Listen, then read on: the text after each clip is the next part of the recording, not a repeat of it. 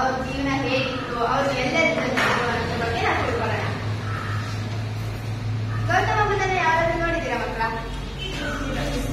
ನೋಡಿದ್ವಾ? ಚಿತ್ರದಲ್ಲ ನೋಡಿದ್ರಾ? ಗೌತಮ ಬುದ್ಧ ಕಾಲ ಸಾಮಾನ್ಯ ಶಕ ಪೂರ್ವ 563. ಸ್ಥಳ ಲುಂಬಿನಿ ವನ.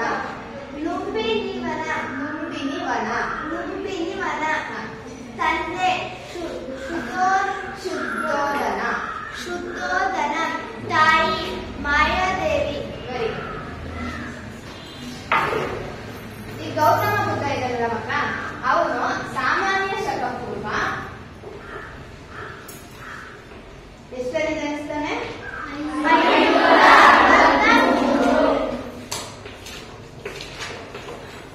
563ರಲ್ಲಿ ಯಾರ ಮಗನಾಗಿ ಜನಿಸ್ತಾನೆ? ತಂದೆ ಶುದ್ಧೋಧನ, ಹಾಗೆ ತಾಯಿ ಮಾಯಾದೇವಿ.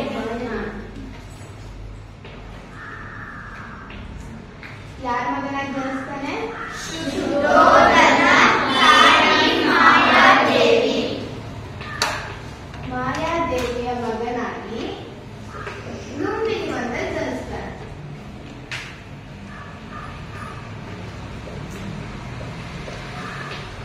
ಎಲ್ಲಿ ಜನಿಸ್ತಾನೆ? ಲುಂಬಿನಿ ವನದಲ್ಲಿ ಜನಿಸ್ತಾನೆ. ಇದು ಪ್ರಸ್ತುತ ನಮ್ಮ ನೆರೆಯ ರಾಷ್ಟ್ರವಾದಂತ ನೇಪಾಳದಲ್ಲಿದೆ. ಮುಖದಿಂದ ಅದು ತಿಳ್ಕೊಳ್ಳಿ. ಇದೆಲ್ಲಿದೆ ಪ್ರಸ್ತುತ? ನೇಪಾಳ. ನೇಪಾಳ ಯಾವುದು? ನಮ್ಮ ನೆರೆಯ ರಾಷ್ಟ್ರ. ನೆರೆ ಮನೆ ಅಂತ ಗೊತ್ತಲ್ವಾ? ಅಕ್ಕಪಕ್ಕದ ಮನೆಯಿಂದ ಮಾತಾಡೋದಲ್ಲ, ಅಕ್ಕಪಕ್ಕದ ಮನೆ ಅಂತ ಮಾತಾಡಲ್ವಾ? ಹಾಗೆ ಪ್ರಸ್ತುತ ಇದು ಲುಂಬಿನಿ ವನ ಅನ್ನೋದು ನೇಪಾಳ. ನೇಪಾಳ ಗೊತ್ತಲ್ವಾ? ಟಿಬೆಟಿಯನ್ಸ್ ಅಂತ ಮಾತಾಡ್ತೀವಲ್ಲ ನಾವು. ಟಿಬೆಟಿಯನ್ಸ್ ಅಂತ ಕೇಳೋದ್ರಿಂದ ಜಾಸ್ತಿ ವಿಶ್ವ ಎಲ್ಲ ಬೀಳುತ್ತೆ, ನಮಗೆ ಸ್ವೆಟರ್ಸ್ ಎಲ್ಲ ಜಾಸ್ತಿ ಇರುತ್ತೆ, ಕುಡಿ ಸಾಗಾಣಿಕೆ ಜಾಸ್ತಿ ಮಾಡ್ತಾರೆ ಅಂತ ಹೇಳೋದು, ಬೆಳ್ಳಗಿರ್ತಾರೆ. ಅದು ನೇಪಾಳ ರಾಷ್ಟ್ರ. ಪ್ರಸ್ತುತ ಲುಂಬಿನಿ ವನ ಎಲ್ಲಿದೆ? ನೇಪಾಳ. ಇವನ ತಾಯಿಗಳಲ್ಲ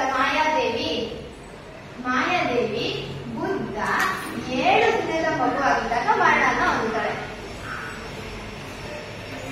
ಬುದ್ಧ 7 ದಿನದ ಮಗುವಾಗಿದ್ದಾಗ ಮರಣವನ್ನು ಹೊಂದುತ್ತಾಳೆ. ಆಗ ಗೌತಮ ಬುದ್ಧ ತನ್ನ ಚಿಕ್ಕಮ್ಮ ಆದಂತ ಮಹಾಪ್ರಜಾಪತಿಯ ಆಶ್ರಯದಲ್ಲಿ ಬೆಳೀತಾನೆ.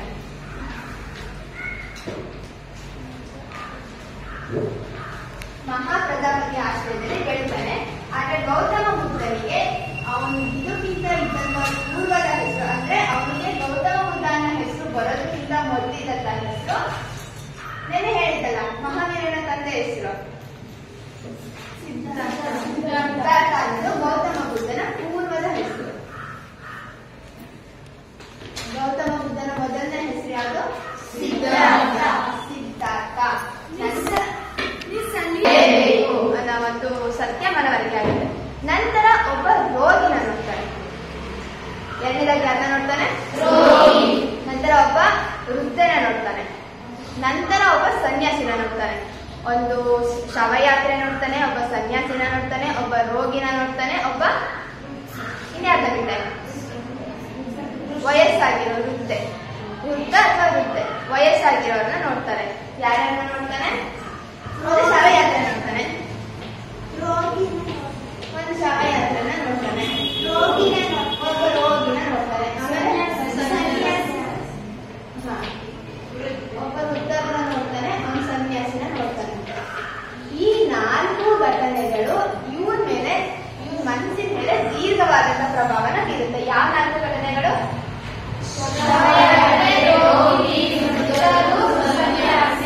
ಅಂದ್ರೆ ಪ್ರತಿಯೊಬ್ಬ ಮನುಷ್ಯ ಹುಟ್ಟಿದ ಮೇಲೆ ಸಾಯಲೇಬೇಕು, ಪ್ರತಿಯೊಬ್ಬರಿಗೂ ಜೀವನದಲ್ಲಿ ಒಂದಲ್ಲ ಒಂದ್ ರೀತಿ ರೋಗ ಬಂದೇ ಬರುತ್ತೆ. ಈಗ ನೀವು ಈ ಸ್ಟೇಜ್ ಅಲ್ಲಿ ಇದ್ದೀರಲ್ಲ, ಹೀಗೆ ಇರ್ತೀರಾ ಮನೆವರೆಗೂ, ವಯಸ್ಸಾಗುತ್ತಲ್ವಾ? ಹಾಗಾಗಿ ಹುಟ್ಟಿದ ಮನುಷ್ಯ ವೃದ್ಧ ಆಗ್ಲೇಬೇಕು. ಮತ್ತೆ ಸನ್ಯಾಸಿ ಜೀವನ ನೋಡ್ತಾನೆ. ಈ 4 ಘಟನೆಗಳು ಬುದ್ಧನ ಮನಸ್ಸಿನ ಮೇಲೆ ದೀರ್ಘವಾದಂತ ಪರಿಣಾಮವನ್ನ ಬೀರುತ್ತೆ. ಹಾಗಾಗಿ ಇವನು ಜೀವನ ದುಃಖಭರಿತವಾಗಿತ್ತು. ಪ್ರತಿಯೊಬ್ಬರ ಜೀವನದಲ್ಲೂ ಒಂದಲ್ಲ ಒಂದ್ ರೀತಿ ಕಷ್ಟ ಇರುತ್ತೆ, ದುಃಖಮಯವಾಗಿರುತ್ತೆ ಅನ್ನೋ ಒಂದು ಉದ್ದೇಶದಿಂದ ಮನೆ ಅಂದ್ರೆ ಅರಮನೆ, ತನ್ನ ಹೆಂಡತಿ, ಮಗು, ಇವರಿಗೆ ಮಗುನ ಆಗಿರುತ್ತೆ ಮಕ್ಕಳನ್ನ, ಸಾರಿ ನಾ ಹೇಳಿಲ್ಲ. ಬುದ್ಧನಿಗೆ 16 ವರ್ಷ ವಯಸ್ಸಾಗಿದ್ದಾಗ ಯಶೋಧ ಎಂಬ ರಾಜಕುಮಾರಿ ಜೊತೆ ವಿವಾಹ ಆಗಿರುತ್ತೆ. ಯಾರ ಜೊತೆ ವಿವಾಹ ಆಗಿರುತ್ತೆ? ಯಶೋಧ. ಇವರಿಬ್ಬರಿಗೂ ರಾಹುಲ ಎಂಬ ಮಗ ಇರ್ತಾನೆ. ಮಗನ ಹೆಸರೇನು? ರಾಹುಲ. ರಾಹುಲ ಇರ್ತಾನೆ. ಈ 4 ಘಟನೆಗಳು ಬುದ್ಧನ ಮನಸ್ಸಿನ ಪರಿಣಾಮ ಬೀರಿದ ನಂತರ ಅವನು ಅರಮನೆ, ರಾಜ್ಯ, ಅಪ್ಪ ಅಮ್ಮ, ಹೆಂಡತಿ, ಮಗು ಪ್ರತಿಯೊಂದನ್ನು ಬಿಟ್ಟು ಮನೆಯಿಂದ ಹೊರ ನಡೆದಾನೆ. ಅಂದ್ರೆ ಮನೆ ಅಂದ್ರೆ ಅರಮನೆಯಿಂದ ಹೊರ ನಡೆದಾನೆ. ಆ ಘಟನೆಯನ್ನ ನಾವು ಏನಂತ ಕರಿತೀವಿ ಅಂತಂದ್ರೆ ಮಹಾಪರಿತ್ಯಾಗ ಅಂತ ಕರಿತೀವಿ. ಏನಂತ ಕರಿತೀವಿ?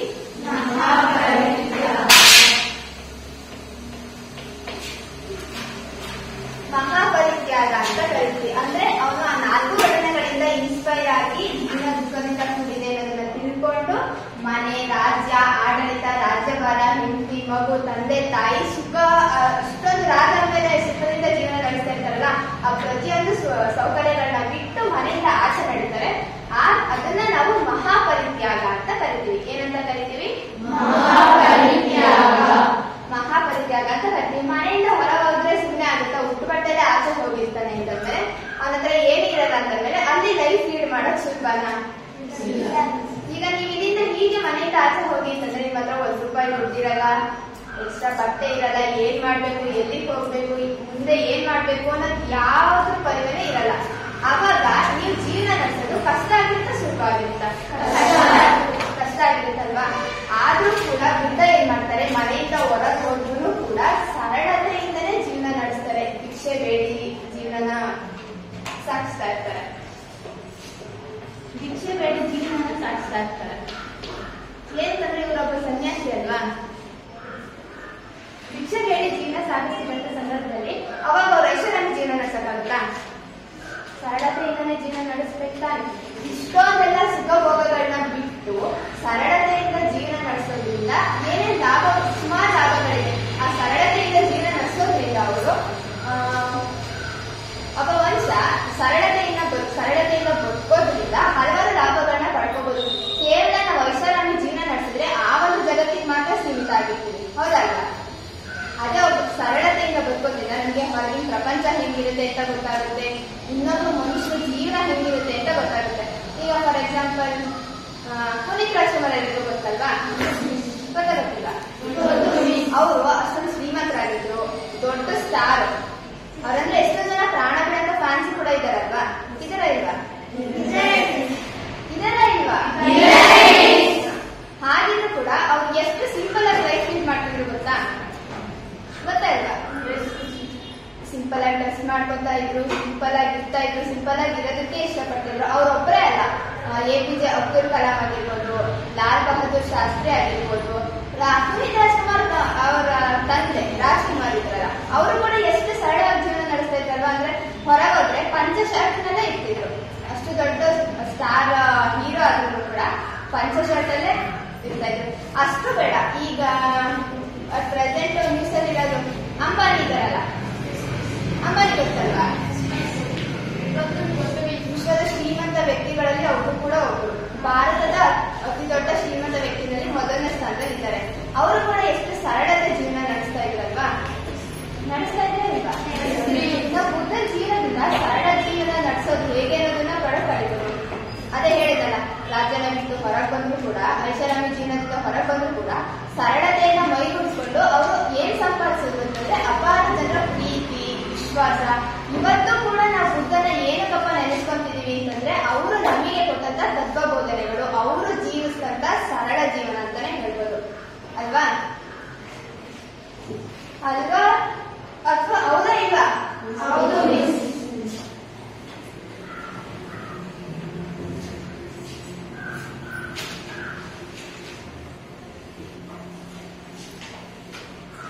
ಇವರು ಮನೆಯಿಂದ ಹೊರ ನಡೆದು ಅಂತ ಹೇಳಿದ್ನಲ್ಲ, ಮನೆಯಿಂದ ಹೊರ ನಡೆದು ಸುಮಾರು ವರ್ಷಗಳ ಕಾಲ ತಪಸ್ಸನ್ನ ಮಾಡಿ ದೇಹವನ್ನ ದಂಡಿಸಿ ತಪಸ್ಸನ್ನ ಮಾಡಿದ ನಂತರ ಇವರಿಗೆ ಗಯಾ ಎಂಬಂತ ಆಲದ ಮರದ ಕೆಳಗೆ ಜ್ಞಾನೋದಯ ಆಗುತ್ತೆ. ಎಲ್ಲಿ ಜ್ಞಾನೋದಯ ಆಗುತ್ತೆ? ಗಯಾ. ಗಯಾ ಎಂಬಂತಹ ಆಲದ ಮರದ ಕೆಳಗೆ ಜ್ಞಾನೋದಯ ಆಗುತ್ತೆ.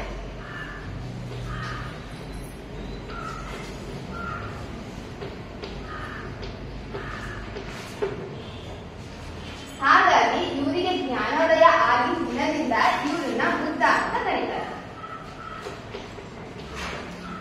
ಅಲ್ಲಿಂದ ಇವರಿಗೆ ಬುದ್ಧ ಅನ್ನೋ ಹೆಸರು ಶುರುವಾಯಿತು. ಅದಕ್ಕಿಂತ ಮೊದಲು ಇವರಿಗೆ ಬುದ್ಧ ಅನ್ನೋ ಹೆಸರು ಶುರು ಆಗಿರಲಿಲ್ಲ. ಅಂದ್ರೆ ಬುದ್ಧ ಅನ್ನೋ ಹೆಸರಿಲ್ಲ, ಅದಕ್ಕಿಂತ ಮೊದಲು ಇವರಿಗೆ ಯಾರು ಕರೀತಾ ಇರಲಿಲ್ಲ. ಇವರಿಗೆ ಜ್ಞಾನೋದಯ ಆಗಿದ್ದ ದಿನದಿಂದ ಇವ್ರನ್ನ ಬುದ್ಧ ಅಂತ ಕರೀತಿದ್ರು. ಇವರಿಗೆ ಜ್ಞಾನೋದಯ ಆಗಿದ್ರಿಂದ ಇವ್ರನ್ನ ತಥಾಗತ ಅಂತ ಕರೀತಾ ಇದ್ರು. ಏನಂತ ಕರೀತಾ ಇದ್ರು ಮಕ್ಕಳ? ತಥಾಗತ ಅಂದ್ರೆ ಏನಂತ ಗೊತ್ತಾ? ತಥಾಗತ ಅಂತಂದ್ರೆ ಸತ್ಯವನ್ನ ಅರಿತವನು ಅಂತ ಅರ್ಥ. ತಥಾಗತ ಅಂದ್ರೆ ಏನು? ತಥಾಗತ ಅಂದ್ರೆ ಏನು? ಕೇಳಿಸ್ತಿಲ್ಲ ನಿಮಗೆ? ಯಾವ ಸತ್ಯ? ಯಾವ ರೀತಿ ಸತ್ಯನ ಅರಿಸ್ಕೊಂಡವನ? ಜೀವನ ದುಃಖಮಯ ಆಗಿದೆ. ಅದೇ ಹೇಳ್ತಾರೆ, 4 ಘಟನೆಗಳನ್ನ ನಾವು ನೋಡಿದ್ರು ಅಂತ. ಆ ಎಲ್ಲ ಘಟನೆಗಳಲ್ಲಿ ಅವರೊಂದಷ್ಟು ಸತ್ಯಗಳನ್ನ ಅರಿತು. ಏನ್ ಸತ್ಯ ಅಂತಂದ್ರೆ ಜೀವನ ದುಃಖಮಯ ಆಗಿದೆ. ಆಸೆ ದುಃಖಕ್ಕೆ ಮೂಲ ಅನ್ನೋ ಮಾತ್ರ ನಾವು ಕೇಳ್ತೀವಲ್ವಾ? ನಾವು ಮಾತ್ರ ಕೇಳ್ತೀವಲ್ಲ, ಆಸೆ ದುಃಖಕ್ಕೆ ಮೂಲ ಅಂತ. ಆ ಮಾತನ್ನ ಹೇಳಿದ್ರು ಕೂಡ ಯಾರು? ಗೌತಮ ಬುದ್ಧ.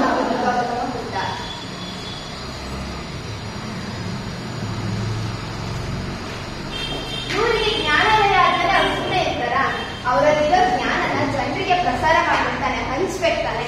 ಹೆಂಗ್ ಅನ್ಸ್ತಾರಪ್ಪ ಅಂತಂದ್ರೆ, ಇವರು ಮೊದಲನೇದಾಗಿ ಇವರ ಒಂದು ಬೋಧನೆ ಅಂದ್ರೆ ಇವರೊಂದು ಕ್ಲಾಸ್ ಕೊಡ್ತಾರೆ. ಅಂದ್ರೆ ನಿಮಗೆ ಅರ್ಥ ಆಗಂಗ್ ಹೇಳ್ಬೇಕು ಅಂತಂದ್ರೆ, ಅವ್ರಿಗೆ ಏನ್ ಜ್ಞಾನೋದಯ ಆಗಿದೆ, ಜೀವನ ಹೇಗಿದೆ, ದುಃಖಮಯವಾಗಿದ್ಯಾ ಸುಖಮಯವಾಗಿದ್ಯಾ, ಜೀವನನ ಹೇಗ್ ನಡೆಸ್ಬೇಕು ಅನ್ನೋದ್ರ ಬಗ್ಗೆ ಇವ್ರಿಗೆ ಜ್ಞಾನೋದಯ ಆಗಿತ್ತಲ್ಲ, ಅದನ್ನ ಏನು ಮೊದಲು ಸಾರನಾಥ ಜಿಂಕೆವನದಲ್ಲಿ ಕೊಡ್ತಾರೆ.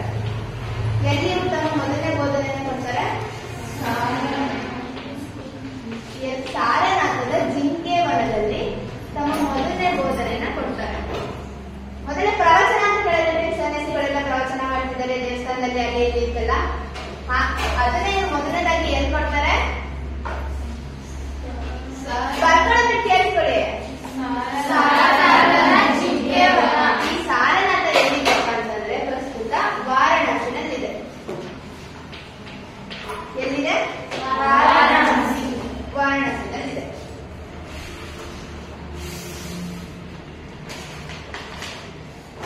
ಜಿಂಕೆವನದಲ್ಲಿ ಕೊಡ್ತಾರೆ. ಆ ಸಾರನಾಥ ಎಂಬಂತಹ ಜಾಗ ಇರೋದು ವಾರಣಾಸಿನಲ್ಲಿ. ವಾರಣಾಸಿ ಎಲ್ಲಿದೆ? ಯಾವ ರಾಜ್ಯದಲ್ಲಿದೆ? ಉತ್ತರ ಪ್ರದೇಶ. ಉತ್ತರ ಪ್ರದೇಶ ಎಲ್ಲಿದೆ? ಉತ್ತರ ಪ್ರದೇಶ ಯಾವ ದೇಶದಲ್ಲಿದೆ?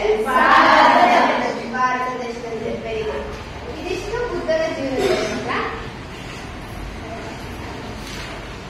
ಹಾಗಿದ್ರೆ ಬುದ್ಧ ಎಷ್ಟರಲ್ಲಿ ಜನಿಸ್ತಾರೆ? ಗೌತಮ ಬುದ್ಧ 2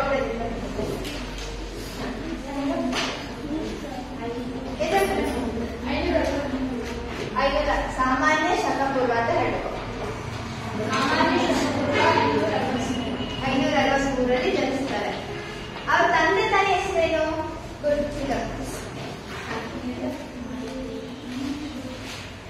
ತಾಯಿ ಮಾಯಾದೇವಿ. ಮಾಯಾದೇವಿ. ತಂದೆ ಮತ್ತ ತಂದೆ ಶುದ್ಧೋಧನ. ಗೌತಮ ಬುದ್ಧನ ತಂದೆ ಶುದ್ಧೋಧನ, ತಾಯಿ ಮಾಯಾದೇವಿ. ಗೌತಮ ಬುದ್ಧನ ಏನಂತ ಕರೀತಾ ಇದ್ರು? ಸಿದ್ಧಾರ್ಥ ಪೂರ್ವದ ಹೆಸರು, ಅಂದ್ರೆ ಮೊದಲನೇ ಹೆಸರು. ಅವನಿಗೆ ಏನಂತ ಕರೀತಾ ಇದ್ರು? ಜ್ಞಾನೋದಯ ಆದ್ಮೇಲೆ ಅವನಿಗೆ ಒಂದು ವರ್ಡ್ ಇದೆ ಕರೀತಾ ಇದ್ರು. ಎಲ್ಲಿದ್ ನೋಡಿದ್ರು? ಬುದ್ಧ ಅಂತ ಕರೀತಿದ್ರು. ಇನ್ನೊಂದು ಹೆಸರಿಂದಾನೇ ಕರೀತಾ ಇದ್ರು.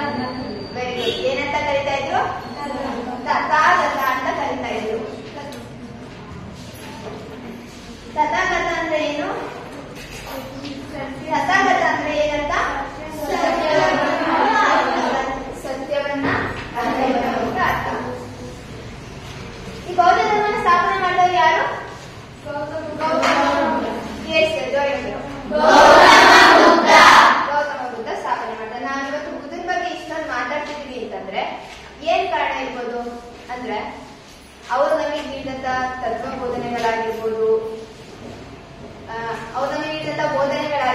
ತತ್ವಗಳಾಗಿರ್ಬೋದು, ಅವ್ರು ನಮಗೆ ಅಂದು ನೀಡಿದಂತ ಮಾಹಿತಿಗಳಾಗಿರ್ಬೋದು, ಅದ್ರ ಬಗ್ಗೆ ನಾವು ಇವತ್ತು ತಿಳ್ಕೊಳ್ಳೋಣ. ಈಗ ತಿಳ್ಕೊಳ್ಳೋಣ ಬುದ್ಧನ ಬೋಧನೆಗಳು ಯಾವ್ಯಾವ ಅನ್ನೋದ್ರ ಬಗ್ಗೆ ನಾವು ತಿಳ್ಕೊಳ್ಳೋಣ.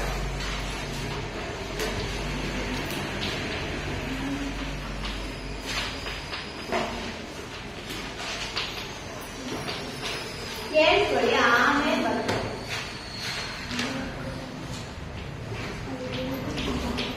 ಯಾರ ಬಗ್ಗೆ ತಿಳ್ಕೊಳ್ಳೋಣ ಈಗ? ಬುದ್ಧನ ಬಗ್ಗೆ ತಿಳ್ಕೊಳ್ಳುವಾಗ, ಹಾಗಿದ್ರೆ ಬುದ್ಧ ಯಾವ್ಯಾವ ಬೋಧನೆಗಳನ್ನ ನಮಗೋಸ್ಕರ ಜನರಿಗೋಸ್ಕರ ನೀಡಿದ ಅನ್ನೋದ್ರ ಬಗ್ಗೆ ತಿಳ್ಕೊಳ್ಳೋಣ. ಇವನು ಮುಖ್ಯವಾಗಿ 2 ವಿಷಯಗಳನ್ನ ತಿಳಿಸ್ತಾನೆ. ಒಂದು ಆರ್ಯ ಸತ್ಯಗಳು, ಇನ್ನೊಂದು ಅಷ್ಟಾಂಗ ಮಾರ್ಗಗಳು. ಯಾವ್ಯಾವ್ದ್ರ ಬಗ್ಗೆ ತಿಳಿಸ್ತಾರೆ ಬುದ್ಧ? ಆರ್ಯ ಸತ್ಯ, ಮತ್ತೆ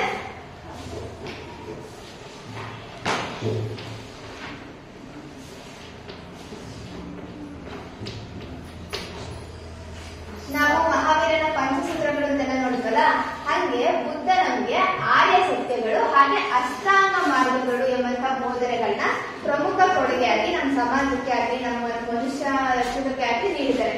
ಯಾವ 2 ವಿಷಯದ ಬಗ್ಗೆ ತಿಳಿಸಿದ್ದಾರೆ? ಆರ್ಯ ಸತ್ಯ ಮತ್ತೆ ಅಷ್ಟಾಂಗ ಮಾರ್ಗ. ಅಷ್ಟಾಂಗ ಮಾರ್ಗಗಳು ಯಾವ ಅಂತ ಮೊದಲನೇದಾಗಿ ನೋಡೋಣ.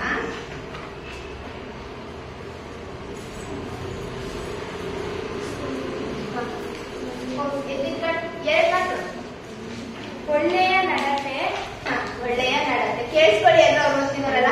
ಒಳ್ಳೆಯ ಮಾತು, ಒಳ್ಳೆಯ ಮಾತು, ಒಳ್ಳೆಯ ನೋಟ, ಒಳ್ಳೆಯ ನೋಟ ಅಥವಾ ಒಳ್ಳೆಯ ದೃಷ್ಟಿ, ಒಳ್ಳೆಯ ಬದುಕು, ಒಳ್ಳೆಯ ಬದುಕು, ಒಳ್ಳೆಯ ಪ್ರಯತ್ನ, ಒಳ್ಳೆಯ ಪ್ರಯತ್ನ, ಒಳ್ಳೆಯ ನೆನಪು, ಒಳ್ಳೆಯ ನೆನಪು, ಒಳ್ಳೆಯ ನಿರ್ಧಾರ, ಒಳ್ಳೆಯ ನಿರ್ಧಾರ, ಒಳ್ಳೆಯ ಚಿಂತನೆ, ಒಳ್ಳೆಯ ಚಿಂತನೆ. ಇವೇನಿವು?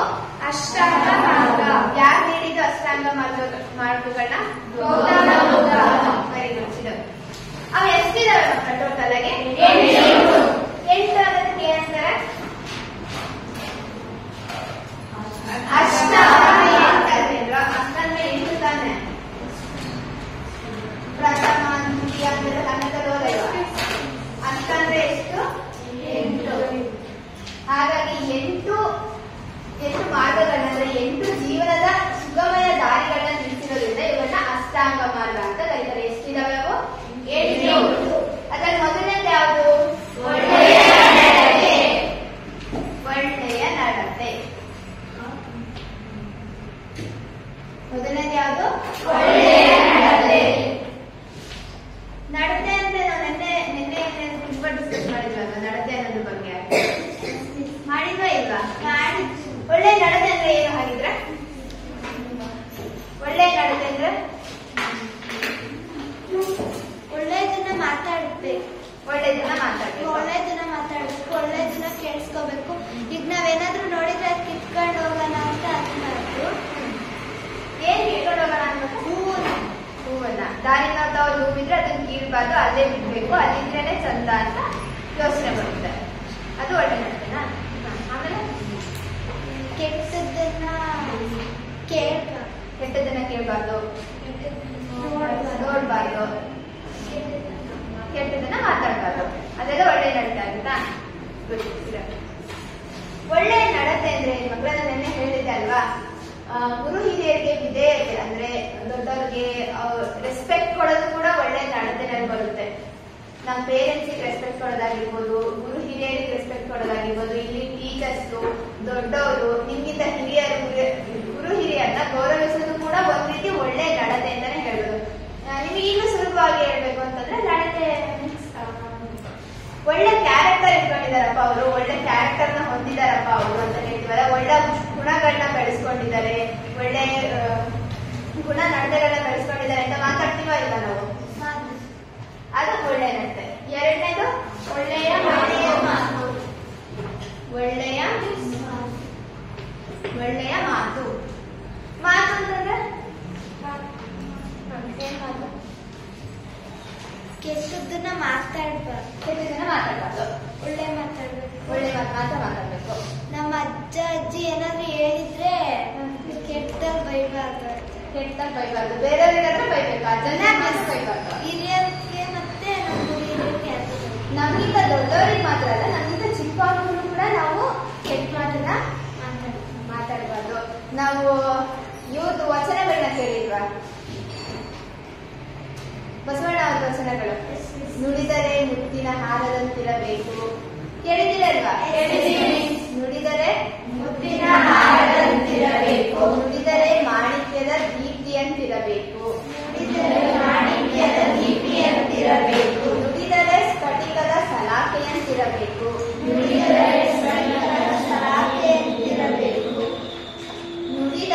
ಲಿಂಗವು ಮೆಚ್ಚಿ ಅಹುದಹುದೆನ್ನಬೇಕು. ಅಂದ್ರೆ ನಮ್ಮ ಮಾತು ಅಷ್ಟು ಶುದ್ಧವಾಗಿರ್ಬೇಕು.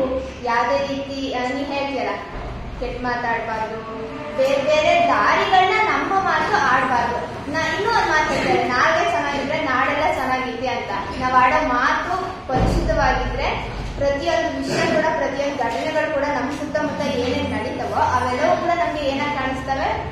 ಒಳ್ಳೆಯದಾಗಿ ಕಾಣುತ್ತವೆ. ಹಾಗಾಗಿ ನಮ್ಮ ಮಾತುಗಳು ಶುದ್ಧವಾಗಿರ್ಬೇಕು, ಪರಿಶುದ್ಧವಾಗಿರ್ಬೇಕು. ಮೂರನೇದು ಯಾವುದು? ಒಳ್ಳೆಯ ನೋಟ ಅಥವಾ ದೃಷ್ಟಿ. ಒಳ್ಳೆಯ ನೋಟ ಅಥವಾ ದೃಷ್ಟಿ ಅಂದ್ರೆ ದೃಷ್ಟಿ ಅಂತ. ಸೃಷ್ಟಿ ಏನಂದ್ರಿ? ದೃಷ್ಟಿ ಅಂತ ಸೃಷ್ಟಿ. ನಾವು ಒಳ್ಳೆದಾಗಿ ನೋಡಿದ್ರೆ ಒಳ್ಳೆದಾಗಿ ಕಾಣುತ್ತೆ. ಅಕಸ್ಮಾತ್ ನಾವು ಇದನ್ನ ಕೆಟ್ಟಾಗಿ ನೋಡಿದ್ರೆ ಏನ್ ಅನಿಸ್ತಿದೆ? ಮಿಸ್ ನಾವು ಒಳ್ಳೆದನ್ನ ನೋಡ್ಬೇಕು, ಕೆಟ್ಟದನ್ನ ನೋಡ್ಬೇಕು. ಒಳ್ಳೆದಿನ ನೋಡ್ಬೇಕು, ಕೆಟ್ಟದಿನ ನೋಡ್ಬೇಕು. ಅಕಸ್ಮಾತ್ ಕೆಟ್ಟದ ಕಣ್ಣು ಬಿಟ್ಬಿಡ್ತಪ್ಪ, ನಾವು ಹೋಗ್ತಾ ಇರ್ತೀನಿ, ಅಲ್ಲೇನೋ ಕೆಟ್ಟದಾಯ್ತು, ಅದು ನನ್ನ ಕಣ್ಣು ಬಿಟ್ಟು ಅವಾಗ ಸುಮ್ಮನೆ ಇರ್ಬೇಕು. ಸುಮ್ಮನೆ ಇರ್ಬೇಕು, ಏನ್ ಮಾಡ್ಬಾರ್ದು. ನಾವು ಪ್ರತಿಯೊಂದರಲ್ಲೂ ಒಳ್ಳೆ ವಿಚಾರಗಳನ್ನ ಮಾತ್ರ ಗಮನಿಸೋದನ್ನ ರೂಢಿ ಮಾಡ್ಕೋಬೇಕು ಮಕ್ಕಳ. ಏನ್ ಮಾಡ್ತಿದ್ಯಾ? ಕೇಳಿಸ್ತಿದೆಯಲ್ವ ಪಾಠನ? ನಾನು ಯಾವ್ದ್ರ ಬಗ್ಗೆ ಮಾಡ್ತೀನಿ? ನಾನು ಯಾವ್ದ್ರ ಬಗ್ಗೆ ಹೇಳ್ತೀನಿ? ಎದ್ದಿಟ್ಕೋ ಅಂತ ಹೇಳ್ತಾರೆ. ನಾನು ಯಾವ ವಿಷಯದ ಬಗ್ಗೆ ಹೇಳ್ತೀನಿ? ಯಾವ ವಿಷಯದ ಬಗ್ಗೆ ಹೇಳ್ತಿದ್ದೀರಿ? ಅಲ್ಲಿ ಬೋರ್ಡ್ ಚಾಟ್ ಹಾಕಿದ್ದೀರಲ್ಲ, ಅದನ್ನ ನೋಡ್ಕೊಂಡು ಹೇಳು.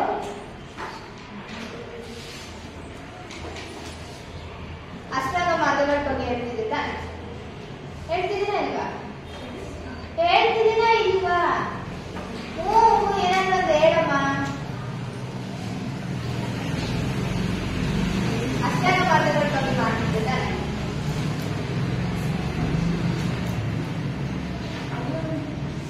ಸರಿ, ಮುಂದಿನ ಪಾಯಿಂಟ್ ಯಾವ್ದು ಮಕ್ಕಳ? ನಾಲ್ಕನೇದು ಒಳ್ಳೆಯ ಬದುಕು. ಒಳ್ಳೆಯ ಬದುಕು.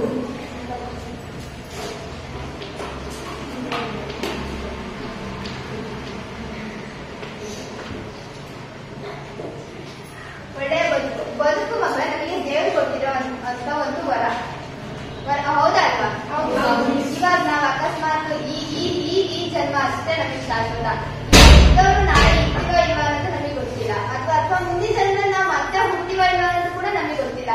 ಈಗ ನಾವು ಈ ಬದುಕಲ್ಲಿ ಏನೆಲ್ಲ ಜೀವಿಸ್ತೀವೋ, ಹೇಗೆ ಜೀವಿಸ್ತೀವೋ ಅದಷ್ಟೇ ನಮಗೆ ಮುಖ್ಯ. ಇರೋಷ್ಟು ದಿನನೂ ಒಳ್ಳೇದಾಗಿ ಪಾಸಿಟಿವ್ ಆಗಿದ್ದು ಒಳ್ಳೆದನ್ನ ಮಾಡ್ತಾ, ಒಳ್ಳೆದನ್ನ ಕೇಳ್ತಾ, ನೋಡ್ತಾ ಇರ್ಬೇಕು ಅಂತ ಯಾರು ಹೇಳ್ತಾರೆ? ಗೌತಮ ಬುದ್ಧ. ನೆಕ್ಸ್ಟ್ 5ನೇ ಪಾಯಿಂಟ್ ಯಾವುದು? ಒಳ್ಳೆಯ ಪ್ರಯತ್ನ. ಪ್ರಯತ್ನ ಅಂದ್ರೆ ಏನು? ಪ್ರಯತ್ನ ಅಂದ್ರೆ ಏನು? ಮಿಸ್ ಈಗ ನಾವು ಸ್ಪೋರ್ಟ್ಸ್ ಅಲ್ಲಿ ಆಡಿರ್ತೀವಿ, ಅದರಲ್ಲಿ ಸೋತಿರ್ತೀವಿ, ಮತ್ತೆ ನಾವು ಅದ್ರಲ್ಲಿ ಸೋತಿದೀವಿ ಅಂತ ಹೇಳಿದ್ರೆ ಅದನ್ನ ಅಲ್ಲೇ ಬಿಡ್ಬಾರ್ದು. ನಾವು ಅದನ್ನ ಇನ್ನೂ ಕಲಿತು ಪ್ರಯತ್ನ ಪಟ್ಟು ಗೆಲ್ಬೇಕು ಮಿಸ್. Very good. ಅವ್ರೆಷ್ಟು ಒಳ್ಳೆ ಎಕ್ಸಾಂಪಲ್ ಕೊಟ್ಟಲ್ವಾ? ಪ್ರಯತ್ನ ಅಂದ್ರೆ ಟ್ರೈ ಮಾಡೋದು ಅಷ್ಟೇ, ಸಿಂಪಲ್ ಅಲ್ವಾ? ಯಾವುದೇ ಒಂದು ವಿಷಯದಲ್ಲಾಗಲಿ ನಾವು ಸೋತ್ವಿ ಅಥವಾ ನಮ್ಮ ಕೈಲಿ ಆಗಿಲ್ಲ ಅಂತ ಅದನ್ನ ಅಲ್ಲಿಗೆ ಡ್ರಾಪ್ ಔಟ್ ಮಾಡದೆ ಕಂಟಿನ್ಯೂಸ್ ಆಗಿ ಪ್ರಯತ್ನ ಮಾಡ್ತಾನೆ ಇರ್ಬೇಕು. ಇಂಗ್ಲಿಷಲ್ಲಿ ಒಂದು ಗಾದೆ ಇದೆ, more and more practice makes perfect ಅಂತ ಹೇಳ್ತಾರೆ. ಅಂದ್ರೆ ಪ್ರಯತ್ನಗಳನ್ನ ಹೆಚ್ಚು ಹೆಚ್ಚು ಮಾಡಿದಾಗ ತಪ್ಪುಗಳ ಸಂಖ್ಯೆ ಕಡಿಮೆ ಆಗುತ್ತೆ, ಯಶಸ್ಸಿನ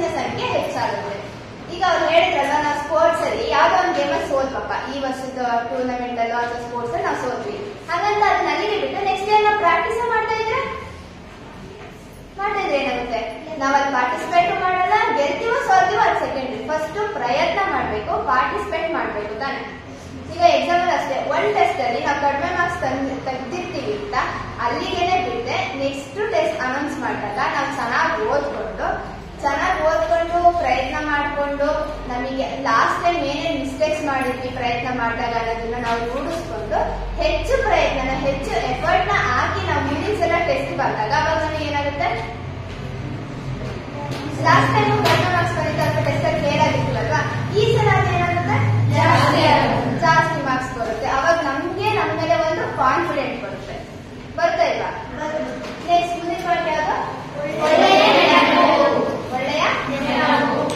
ನೆನಪು ಇರ್ಬೇಕಾ ಬೇಡವಾ ಲೈಫಲ್ಲಿ? ಬೇಕಾ ಬೇಡವಾ? ಅದ್ರಲ್ಲಿ ಟೆಕ್ನಾಲಜಿ ಜಾಸ್ತಿ ಇರ್ಬೇಕಾ ಒಳ್ಳೊಳ್ಳೆದು ಇರ್ಬೇಕಾ? ನಾವು ಟ್ರಿಪ್ ಹೋದಾಗ ಒಂದು ಒಳ್ಳೊಳ್ಳೆ ಮೆಮೊರೀಸ್ ನ ಕ್ರಿಯೇಟ್ ಮಾಡ್ಕೋಬಹುದು, ಫ್ಯಾಮಿಲಿ ಜೊತೆ ಒಳ್ಳೊಳ್ಳೆ ಮೆಮೊರೀಸ್ ನ ಕ್ರಿಯೇಟ್ ಮಾಡ್ಕೋಬಹುದು, ಫ್ರೆಂಡ್ಸ್ ಜೊತೆ ಎಲ್ಲ ವಾಟ್ಸಪ್ ಹೋಗಿರ್ತೀವಿ ಆಗ ಒಳ್ಳೊಳ್ಳೆ ನೆನಪನ್ನ ಕ್ರಿಯೇಟ್ ಮಾಡ್ಕೋಬಹುದು. ಅದಲ್ಲದೆ ಇನ್ನು ಯಾವ್ಯಾವ್ದನ್ನ ಕ್ರಿಯೇಟ್ ಮಾಡ್ಕೋಬಹುದು ಮಕ್ಕಳ ಲೈಫಲ್ಲಿ ಒಳ್ಳೆ ನೆನಪು ಅಂತ?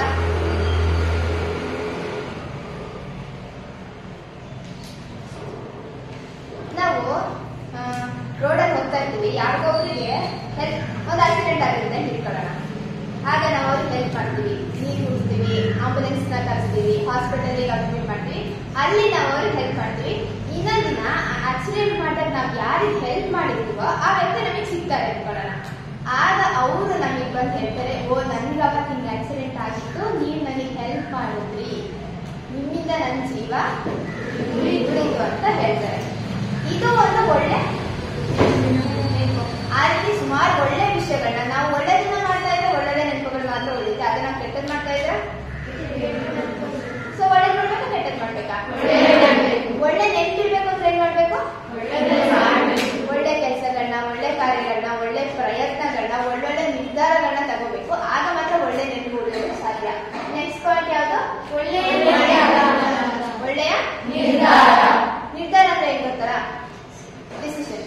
ಯಾವ ಸಮಯದಲ್ಲಿ ನಾವು ಯಾವ ಒಳ್ಳೆ ನಿರ್ಧಾರನ ತಗೊಳ್ತೀವಿ ಅನ್ನೋದು ಕೂಡ ತುಂಬಾ ಮುಖ್ಯ ಆಗುತ್ತೆ. ಕೆಲವೊಂದ್ಸಲ ನಾವು ಸೂಕ್ತವಾದಂತ ಸಮಯದಲ್ಲಿ ಸೂಕ್ತವಾದಂತ ನಿರ್ಧಾರನ ತಗೊಂಡಿಲ್ಲ ಅಂತಂದ್ರೆ ಆ ಮುಂದೆ ಮಾಡುವಂತ ಕೆಲಸಗಳೆಲ್ಲ ಹಾಳಾಗೋ ಚಾನ್ಸಸ್ ಇರುತ್ತೆ.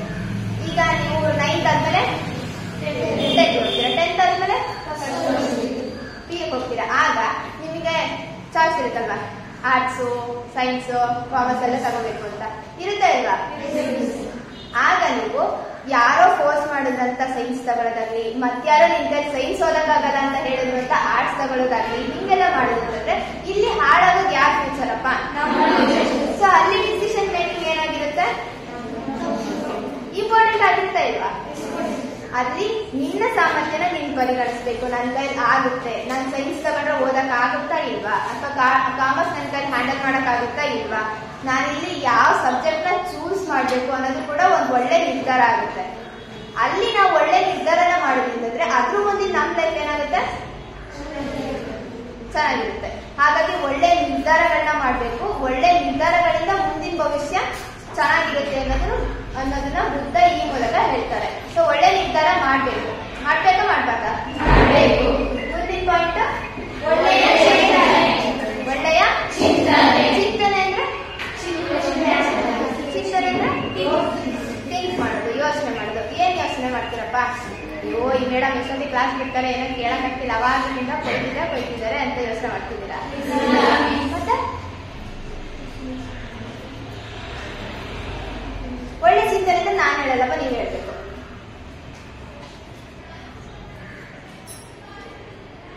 ಹೇಳಿ, ಚಿಂತನೆಯನ್ನ ಥಿಂಕ್ ಮಾಡೋದಂತ ಹೇಳಿದ್ರಿ ಅಲ್ವಾ? ಏನ್ ಥಿಂಕ್ ಮಾಡ್ತೀರಾ? ಬೇಗ ಹೇಳ್ಬೇಕು.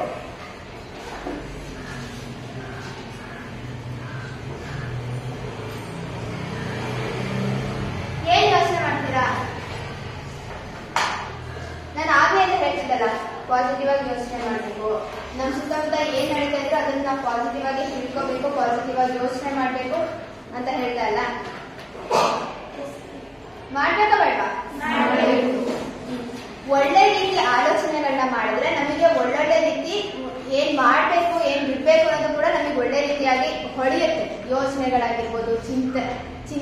ಆಗಿರ್ಬೋದು. ಒಳ್ಳೆ ಚಿಂತನೆಗಳನ್ನ ಮಾಡಿದ್ರೆ ಒಳ್ಳೊಳ್ಳೆ ನಿರ್ಧಾರಗಳನ್ನ ತಗೋಬಹುದು. ಆಗ ಒಳ್ಳೊಳ್ಳೆ ಮಾತುಗಳನ್ನ ಆಡೋದಕ್ಕೆ ಸಾಧ್ಯ. ಆಗ ಒಳ್ಳೆ ನೆನಪುಗಳು ಕೂಡ ಉಳಿಯುತ್ತೆ. ಹೌದಲ್ವಾ? ಸೊ ಒಳ್ಳೆ ಚಿಂತನೆ ಮಾಡೋದು ಕೂಡ ಇಂಪಾರ್ಟೆಂಟ್ ಅಲ್ವಾ? ಒಳ್ಳೆ ಚಿಂತನೆ ಮಾಡೋದು ಇಂಪಾರ್ಟೆಂಟ್. ಮಾತಾಡುವ ಏನ್ ಇಂಪಾರ್ಟೆಂಟ್?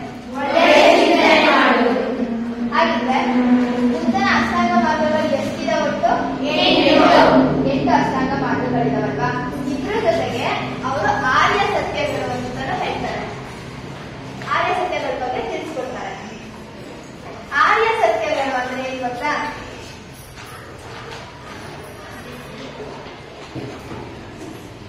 ಆರ್ಯ ಸತ್ಯಗಳು ಅಂದ್ರೆ ಏನು?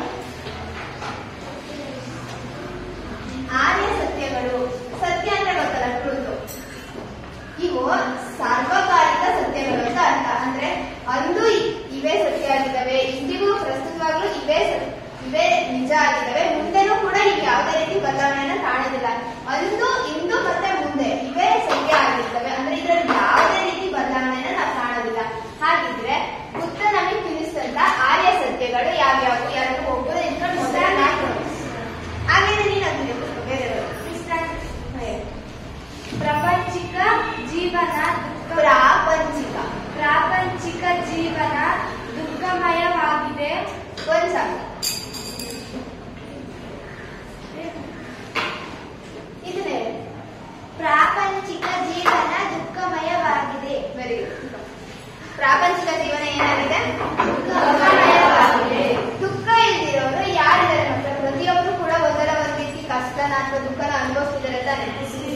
ಇದ್ದವ್ರಿಗೆ ಇಲ್ದಿರೋದು ಚಿಂತೆ, ಇಲ್ದಿರೋರ್ಗೆ ಇದ್ದವ್ರ ಚಿಂತೆ. ಶ್ರೀಮಂತರಿಗೆ ಹಣ ಹೆಂಗ್ ಉಳಿಸ್ಕೋಬೇಕಪ್ಪ ಅನ್ನೋ ಚಿಂತೆ ಆದ್ರೆ ಬಡವರಿಗೆ ನಮ್ಮ ಹಣ ಹೆಂಗ್ ಗಳಿಸ್ಬೇಕಪ್ಪ ಅನ್ನೋ ಚಿಂತೆ ಅಲ್ವಾ? ನಮಗೆಲ್ಲ ಹೆಂಗ್ ಓದ್ಬೇಕಪ್ಪ, ಏನ್ ಮಾಡ್ಬೇಕಪ್ಪ, ಮುಂದೆ ಫ್ಯೂಚರ್ ಏನಪ್ಪ ಅನ್ನೋ ಚಿಂತೆ ಆದ್ರೆ ನಮ್ಮ ಮಕ್ಳಿಗೆ ನಮ್ಮ ಅಪ್ಪ ಅಮ್ಮಗೆ ನಮ್ ಫ್ಯೂಚರ್ ಬಗ್ಗೆ ಚಿಂತೆ.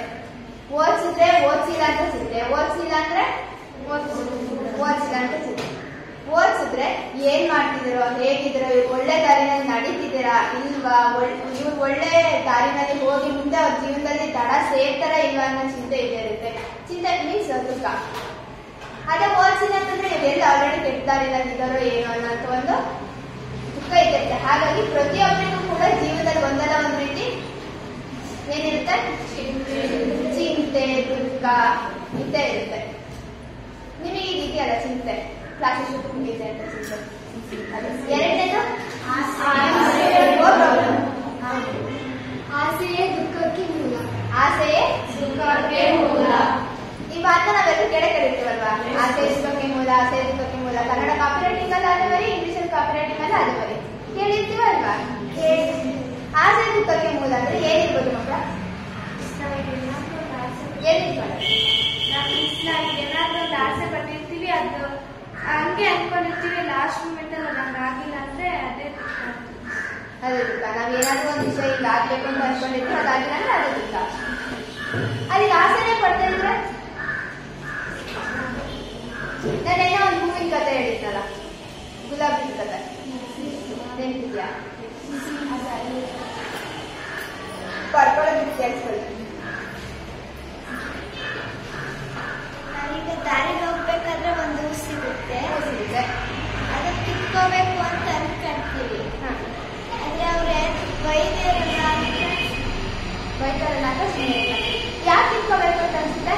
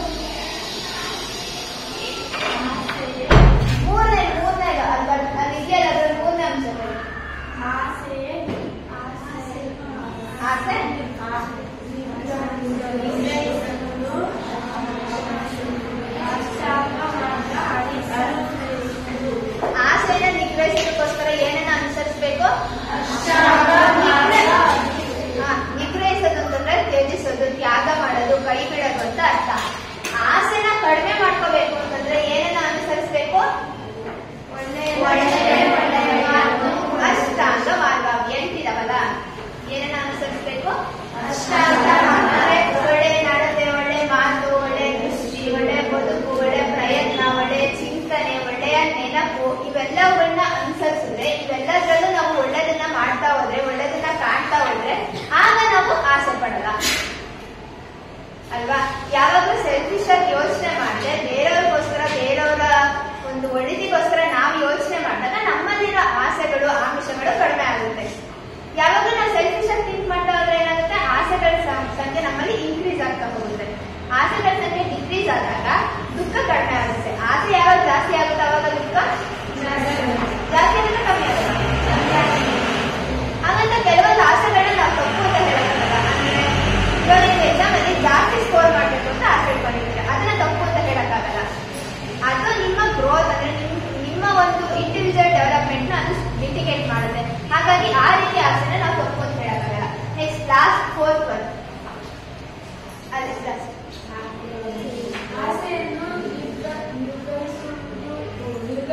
ಕಾಣಿಸ್ತಿದ್ಯಾ?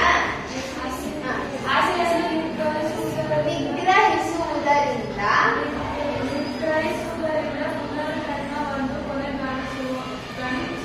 ಆಸೆನ ನಿಗ್ರಹಿಸೋದ್ರಿಂದ ಪುನರ್ಜನ್ಮಗಳು. ಪುನರ್ಜನ್ಮ ಅಂದ್ರೆ ಗೊತ್ತರ ಮುಂದಿನ ಜನ್ಮ. ಲಾಸ್ಟ್ ಮಾಡ್ತೀನಿ ಮುಂದಿನ ಜನ್ಮ ಅದಕ್ಕೆ ಈ ಜನ್ಮನೇ ಸಾಕಪ್ಪ, ಮುಂದಿನ ಜನ್ಮ ಅಂತ ಬೇಡ ಅಂತ ನಾವು ಅನ್ಕೊಳ್ತೀವಿ. ಇದು ಅವರ ಯಾವುದೊಂದು ಆರ್ಯಸತ್ಯಗಳು. ಈ ಬೌದ್ಧ ಧರ್ಮದಲ್ಲಿ ನಾವು ಮುಖ್ಯವಾಗಿ 2 ವಿಧಗಳನ್ನ ಕಾಣ್ತೀವಿ ಮಕ್ಕಳ. ವಿಧಗಳನ್ನ ಕಾಣ್ತೀವಿ 2. ಒಂದು ಹೀನಯಾನ, ಕಕ್ಕಡಿ ಕಟ್ಟಡ, ಇನ್ನೊಂದು ಮಹಾಯಾನ. ಯಾವ 2 ಪಂಗಡಗಳನ್ನ ಕಾಣ್ತೀವಿ? ಹೀನಯಾನ, ಮಹಾಯಾನ. ಈ ಬೌದ್ಧ ಧರ್ಮದ ನಾವು ಭಾರತ ದೇಶದಲ್ಲಿ ಮಾತ್ರ ಅಲ್ಲದೆ ಹೊರ ಏಷ್ಯಾ ಖಂಡದ ತುಂಬಾ ಇದು ಪ್ರಸಿದ್ಧಿಯನ್ನ ಕಾಣಬಹುದು. ಯಾಕೆ ಇದು ಹೆಚ್ಚು ಪ್ರಸಿದ್ಧಿಯನ್ನ ಪಡೆದು ಅಂತಂದ್ರೆ ಬುದ್ಧನ ವ್ಯಕ್ತಿತ್ವ ಆಗಿರ್ಬೋದು, ಬುದ್ಧನ ಭಾಷೆಯಲ್ಲಿನ ಸರಳತೆ. ಅಂದ್ರೆ ಯಾರ್ಯಾರ ಪ್ರದೇಶದಲ್ಲಿ ಯಾವ್ಯಾವ ಭಾಷೆನ ಮಾತಾಡ್ತಿರೋ ಆ ಭಾಷೆನೇ ಬುದ್ಧ ಬೋಧನೆ ಮಾಡ್ತಿದ್ದ. ಹಾಗಾಗಿ ಇದು ಹೆಚ್ಚು ಪ್ರಸಾರ ಮಾಡೋದಕ್ಕೆ ಹೆಚ್ಚು ಕಷ್ಟ ಆಗಿಲ್ಲ. ಮತ್ತೆ ಬುದ್ಧನ ಅನುಯಾಯಿಗಳಾಗಿರ್ಬೋದು, ಬುದ್ಧ ಬಳಸ್ತಿದ್ದಂತ ಸರಳವಾದ ಭಾಷೆ ಆಗಿರ್ಬೋದು, ಇವೆಲ್ಲ ಕೂಡ ಇದು ಸಂಸಾರಕ್ಕೆ ಕಾರಣ ಆಯ್ತು. ಇದಿಷ್ಟು ಇವತ್ತಿನ ತರಗತಿ ಮಕ್ಕಳ. ಅತಿ ಆಸೆ ಗತಿಗೇಡು ಅಂತ ಹೇಳ್ತೀವಲ್ವಾ? ಯಾಕಂತ ಹೇಳ್ತೀವಿ? ಏನ್ ಅನ್ಸುತ್ತೆ? ಯಾಕೆ ಅತಿ ಆಸೆ ಪಟ್ರೆ ಗತಿಗೇಡಾಗುತ್ತೆ ಅಂತ ಹೇಳ್ತಾರೆ? ಬೇಗ ಬೇಗ ಬೇಗ ಅರ್ಥ ಆಗಿದೆ. ಅತಿ ಆಸೆ